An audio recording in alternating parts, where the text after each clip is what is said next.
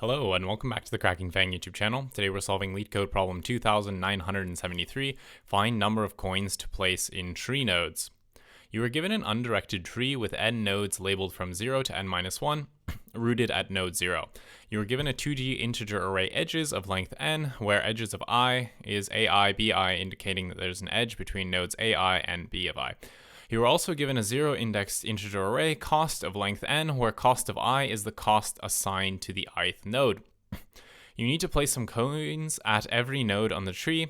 The number of coins to be placed at node I can be calculated as if the size of the subtree of node I is less than 3, then you place 1 coin. Otherwise, place an amount of coins equal to the maximum product of cost values assigned to 3 distinct nodes in the subtree of node I. If this product is negative, place 0 coins. Return an array coin of size n such that coin of I is the number of coins placed at node I. Wow, that was an absolute mouthful, and now that the 30 seconds have passed where you get demonetized if you swear, I can tell you that this fucking bullshit question is only some bullshit that Google can ask you. This question is ridiculous. There's just so much going on, but actually solving it is not that hard. So now that that rant is over, let's look at an example. So we have these nodes, and this is our tree, right? And we have our cost, which is associated with each node. So let's just write the cost next to each node to make it simple. So this one is 1, this one is 4, this one is 2, this should be 3, this one is 5, 7, 8, minus 4, minus 4, and 2. Okay, so it's good to have the cost values. So what do we put in each one? So as we can see, there's 9 nodes here. So we'll just do 0, 1, 2, 3, 4, 5, 6, 7, 8. And then we'll have our array here, which basically will store the values for each of those. So as you can see, this bottom row and all bottom rows will always have a cost of 1 because they have no children, and therefore they fall into this category where if the size of the subtree is less than 3, you just place 1 coin. So the size of this subtree is actually 1 because each of these is, you count the root actually as a subtree. So all of these are 1. So for nodes 1, let's see, 1, 4, 5, 6, 7, and 8, we have a value of 1. So really we just have to calculate for these 3 nodes. Now, okay, let's go through the logic. So these have a subtree. They have 3 children nodes, and they have 1 value here. So that means the size of this subtree is greater than 3. So we need to calculate based on the logic. So we take the maximum product of the cost assigned to 3 nodes here. So we have 3, 5, and 7, and 3. So we would take the product of 4, because you count the root of a tree in the subtree, 5 and 7. So for the node 1, it's the product of this. So 4 times 5 is 20, times 7 is 140. So for node 1, we would place 140 coins. For node 2, we do the same. So what is the maximum 3? It's going to be 8, 2, and 2. Because obviously we don't want to take the negative here because we want to maximize the product. And we don't have to take this minus here. So this is 16 times 2 is going to be what? 32, right? So for node 2, it's 32. And what do we do? So now here we do the same thing. So for node 1, so we have, what are the maximum values in all of the trees here? So we have 8, 7, and 5 are the maximum costs across all of the nodes here. So 8 times 5 is 40, times 7 is 280, I believe. So that is your final solution here. Now, as you can see, this problem is, I guess, relatively straightforward because there's like a well-defined logic of what you need to do. The problem is that it's just a bit tricky to implement, and there's a lot of places you can go wrong. So let me just start deleting all of this red to make some space and kind of talk you through what we want to do here. The first thing you need to do is, because we're given everything as a list of edges, we actually need to build a graph between all the nodes. So we need to build a graph first, and then we need to traverse it using a DFS. So we're going to go basically do a post-order traversal, go to all of the children first, and then work our way up the tree and process it. Now, the problem here is that we need to track three things, right? We need the count of the subtree nodes, because we need to use it for this statement. So we need the nodes. And then we need two things. So we need the largest values, and we also need the smallest values that are negative. Smallest negatives, right? So the reason that we need the negatives is there was no actual example in this case, but it could be the case that two costs, when multiplied together, give a positive, right? If they're negative. So say, for example, if the cost was 1, and then this was like minus 20 and minus 40. Because we can multiply two negatives together to get a positive, we need to keep track of both the largest values and the smallest values in the subtree. Luckily, we only need to keep track of 3 of the largest values in all the subtrees, because obviously we would just use those. And then, so 3 largest in one heap, and then 2 of the smallest negatives. So smallest negatives, to see if we can actually multiply them together. So when we do our math, we're just going to assume that the 3 positives are the largest, or we're going to multiply the 2 smallest negatives times whatever the largest from the largest heap is, and then compare the two. I guess, so negatives, the first negative, so negative of 0 times negative of 1 times whatever the maximum of the largest is. Ooh, this is getting really messy. Is this larger than just the product of the 3 largest, right? So if it is, then we use this one. If not, then we'll use the product of the 3 largest. So this is getting really, really messy and really, really confusing, but this is the general gist. Build the graph, DFS, traverse it in post-order manner, and then we're going to be keeping track of the edge count. We're going to be keeping track of the 3 largest values in the subtree, then the 2 smallest negatives in the subtree, and then basically updating our heap as we go up, and then placing the coins as we need to. So let's not make this any more confusing than it needs to be, because this problem is already a shit show. And let's just go to the code editor. It's actually really simple to code it up, really straightforward. It's just that there's like 1 bajillion things we need to consider, and it's like, I hate you, Google. Why do you ask this bullshit? Okay, that's enough. Let's go to the code editor. You guys have probably already had your heads exploding. Okay, we saw the intuition for the problem, and now let's code it up.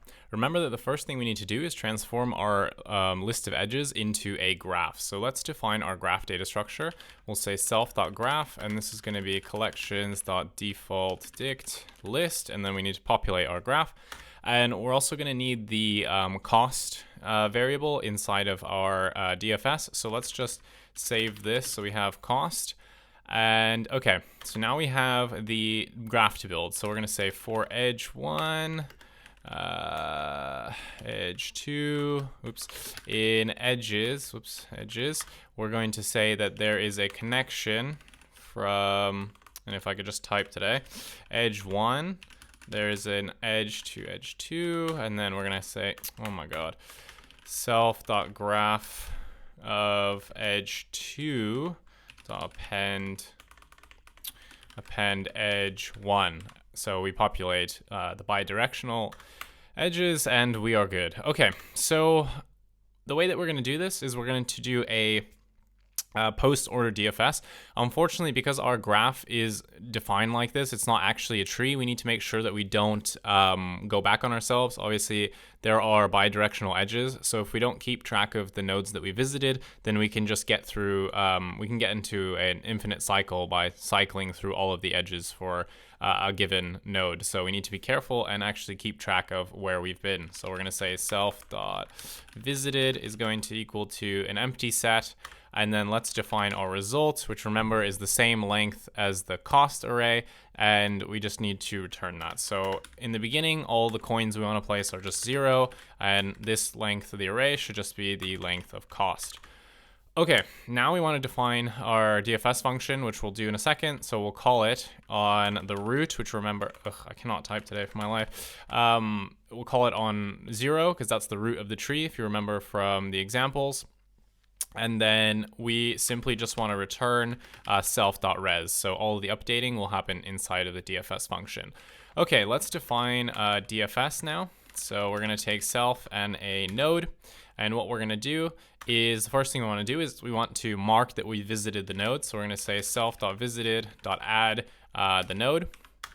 And then remember, we also need to keep track of all of the nodes in that subtree. So obviously the root can actually count as one of the nodes. So the node count in the beginning is going to equal to 1. And then we need to figure out how many are actually in the children. So like we went over in the example, we want to keep track of the 3 largest positive elements, and then we also want to keep track of the 2 smallest negative elements in the case that we need them for our kind of product that we do. So let's just say that the largest is going to equal to the node itself, and we're going to put the node in there. Its cost, sorry, not the node. We're just going to put the cost of the node. We store the 3 largest costs, apologies. And then we have the negatives, and this is going to be an empty list. And let's just check whether or not we need to put it in there. So actually, we're going to say negatives. So if self.cost of node is actually less than 0, so if the cost of our node is 0, then we want this to be, so we put the negative cost in here, because we're just going to put the we're gonna be using it as a min heap, so we need to basically negate everything to get it to work. Otherwise, it's not going to. So we flip the values here, so we can just do the products later just fine. So we're going to flip the value. So self.cost of node. Otherwise, we just do an empty list because the value isn't positive. So okay, now what we want to do is we want to basically go through all of the edges for our given node. So we're going to say for edge in self.graph of the current node. What we want to do is we want to make sure we haven't gone in a cycle here. So we're going to say if edge not in self.visited, then obviously we need to visit it. So we're going to call our DFS function, and the way that we're going to return from our DFS function, we're going to return 3 things. The count of the edges of the subtree of that node that we're visiting. We're also going to return the 3 largest elements of that subtree, and also the 2 smallest negatives, or yeah, the 2 smallest values that were negative in that subtree. So let's do that. So we're going to get back an edge count. We're going to get back the edge largest, and we're going to get back the edge negatives when we call self.dfs on our edge. Okay, so now we actually need to do all the processing, and this is where the magic happens. Obviously, we need to increment our node count based on the amount that we're in the edge that we just traversed to. So we're going to say that node count, I really cannot type today. We're going to add to it edge count, pretty straightforward. Now what we need to do is we need to process the values in the edge largest and edge negatives to see if we need to update them. So we're going to go through them and basically check whether or not we need to update any values, and we'll pop from the heap as we see fit and get rid of things from the heap as we see fit. So we're going to say for val in edge largest, we're going to say let's push the current value onto our current largest to basically combine the 2 heaps. So we're going to say heap q.heap push. So we're going to push onto our local largest, whatever the value is in the edge largest. And then what we want to do is we want to make sure that we're only storing the top 3 elements. We don't care about anything else, because remember, when we assign our calculation, it's only equal to the 3 distinct nodes. We can only use them. So we don't want to store anything more than 3 of the 3 largest positive numbers. After that, we don't care. We just want whatever the 3 largest ones are. So what we're going to do is we're going to say if the length of largest is actually greater than 3, we need to pop from the heap. And remember that heaps in Python by default are min heap, so when we pop from the heap, we'll actually be getting rid of the smallest element, which, if you think about it, is what we want, because we want the 3 largest elements. So we're always popping the smallest element when our heap is actually greater than 3. So we're going to say heap q dot heap pop. We're going to pop from largest, right? That will get rid of the smallest element. Okay, so we need to do the same thing for the negatives. So we're going to say for val in edge negatives, we need to see if we need to update our local negatives. And we're going to say heap q dot heap push. It's the same thing. We're going to pop, we're going to push onto the negatives heap the current value from whatever the edge negatives were.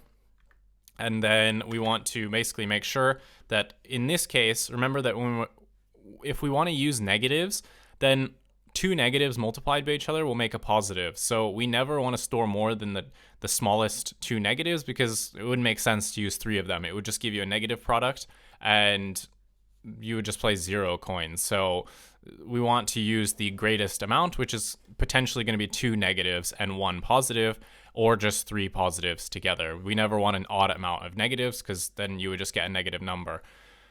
Okay, and that wouldn't be the maximum. So, okay, so if the length of negatives is greater than 2, then we need to do the same thing. We're going to say heap q dot heap pop from the local negatives. Okay, so now that we've done that, we've basically processed all of the nodes that our current node is connected to from the graph. We now have largest, which is going to be populated with some elements, and negatives, which might also be populated by some elements, depending on if the costs are actually negative in our thing there. So that is fine. Now what we want to do is actually do the rest of the processing, which is going to be assigning the amount of coins we need to place now that we have all of these things squared away. So what we're going to do is we're going to say the first thing, if you remember the first rule, let's kind of remind ourselves, if the size of the subtree is less than 3, then we only want to place 1 coin. So we know what the amount of nodes we have, because we have node count and we were incrementing it as we went through the loop. So if I just find my position here. Okay, we're going to say that if the node count, node count is less than 3, oh God, why can't I type today? We're going to say that self.res of our current node is going to equal to 1, because if it's less than 3 node count, it's just we place 1 coin. Otherwise, we now need to figure out what the product is. So the product in the beginning will just equal to 1. And remember that there's 2 potential products we could go with. We could take all 3 elements from the largest array, or we could take both of the elements from the negative array if there are actually elements in the negative array, and there has to be 2 of them because 2 negatives will cancel out and make a positive. We take the 2 items from the negatives and whatever the largest from the largest is, multiply them together, and those are the 2 products we need to decide. So let's calculate both of those things. So this is just going to be the regular product. So we're going to say for val in largest, we're going to say so we need to multiply them all together, right? So we're just going to multiply through the sum by the value. Okay, so that's the positive product. And let's store this in a temporary solution. So we're going to say res equals product. Now what we're going to do is we're going to say if the length of negatives equals to 2, then this means that potentially we could have another solution with using the negatives. So we're going to say the negatives product is going to equal to the negatives heap. So the first thing on the negatives heap times the second thing on the negatives heap. And again, we know there's only 2 elements on it because, well, we just checked it. Plus here we made sure there could only be a maximum of 2 of them. Okay, so now what we want to do is we want to do the res, which should be the maximum of whatever the current result is, and the product of the 2 negatives, oops, what did I do? The product of the 2 negatives, so negatives product times whatever the largest element in our positives was, right? Because we need to multiply 3 things together. And again, it doesn't make sense to have 3 negatives because that would just give you a negative number, and that's not going to be the maximum. So we have to take the maximum of whatever the largest item in the largest heap is. So we take the max there. And that is our kind of like global solution here. So now, and this is where this problem gets even more annoying, if you remember, if the product is actually negative, then we place 0 coins. So we need to check now that the product isn't negative. So we're going to say if res is actually less than 0, then self.res for the current node will just equal 0. Otherwise, we set self.res of our node equal to whatever the result is. And then the final thing we need to do, and let me just make sure I didn't screw up my indentations here, it looks fine, is just return to the next level in our DFS the values that we have. So if you remember from here, it's the count of all the edges, the largest heap here, and then the negatives heap here. So last thing we need to do is simply return what? We need to return the node count, we need to return the largest heap, and we also need to return the heap which stores kind of the negative numbers that we saw. And that's it. That's all we have to do. When we run the DFS, this will update the self.res result, and then we just return that result. I'm betting my life I probably made a mistake here, so let's hope that this... Okay. What happened here? Oh god, I'm trying to write it like it's something else. Okay, hold on. Let me just do this. I forgot I'm not writing PHP. This is what happens when you just write hack at Python for too long. Okay, so in Facebook for too long, Jesus. So if self.cost of node is actually less than 0, we're just going to say negatives is equal to what? So it was minus, God, I really cannot type, self.cost of node. Okay, cool. So that will populate the negatives in the case that the value is negative. And now this should hopefully run. Okay, cool. It was accepted. Let us submit this monstrosity, and it is accepted. Thank God. Whew, okay, that problem was a mouthful to explain and a mouthful to code. What is the time and space complexity?